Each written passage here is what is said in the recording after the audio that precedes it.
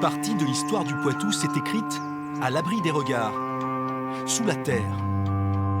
Des légendes y sont nées aussi, avec au centre de la plus célèbre d'entre elles une sainte, dont les restes reposeraient dans une crypte au cœur de la ville.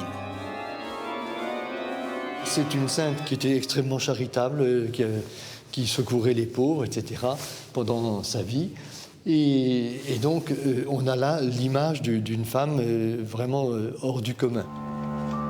Dans les souterrains de Poitiers, errait la Grand-Goule, terrorisant les nonnes du monastère Sainte-Croix. D'après le mythe, Radegonde en serait venue à bout en la bénissant.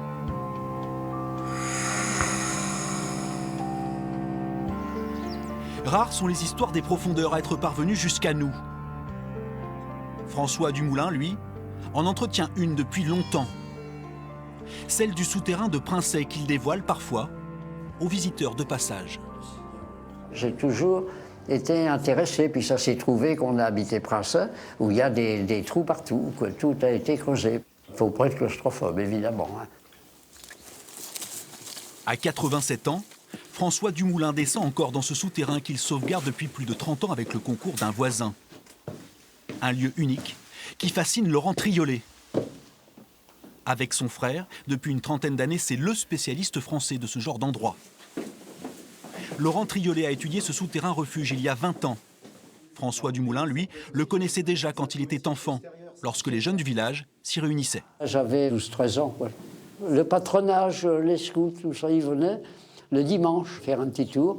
Donc, il y a les fameuses histoires d'un grand diable qui est venu, enfin de l'imagination, quoi. Exactement. Vous voyez. Et alors, c'était pas vraiment un diable, c'était justement un fadé. Alors, c'est les diables, fadés, les farfadés.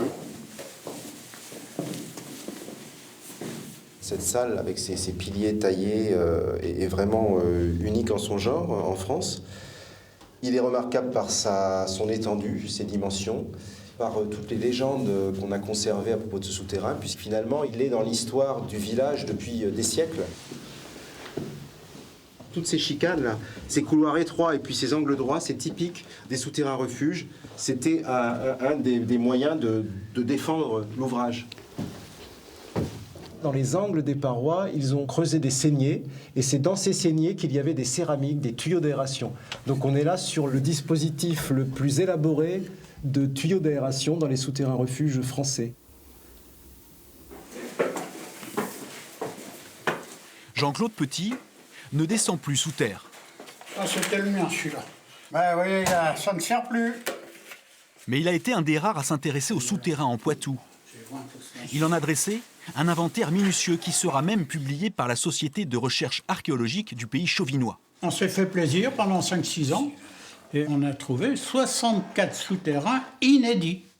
Mon rêve, en quelque sorte, ça aurait été de trouver des squelettes pour attester que des gens s'étaient réfugiés. Parce que tout ça, c'est dans la période de la guerre de 100 ans. On ne peut pas pénétrer un souterrain refuge en costard-cravate. Il faut être en salopette, le casque, il faut quand même avoir quelques notions de spéléologie.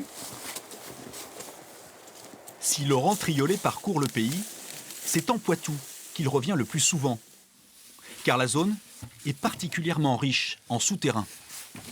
Le seuil du Poitou, notamment, était une grande zone de passage lors des guerres médiévales. Et un des meilleurs moyens de se cacher, c'est de creuser les souterrains pour échapper aux pillards. En Poitou, nombre de souterrains refuges restent encore à découvrir. Sous terre, le mystère n'est pas près de s'éteindre. Dans les campagnes poitevines, chacun ou presque connaît un souterrain ou a entendu parler d'un souterrain. Et la plupart des personnes ont une histoire à raconter d'ailleurs sur les souterrains dont ils ont entendu parler ou qu'ils connaissent. Mais en revanche, très peu se sont réellement aventurés dans les souterrains. Ce qui fait que les histoires qu'on raconte peuvent continuer à se répandre, l'imaginaire peut fonctionner sans problème, d'autant plus qu'on ne va pas vérifier ce qu'il y a sous terre.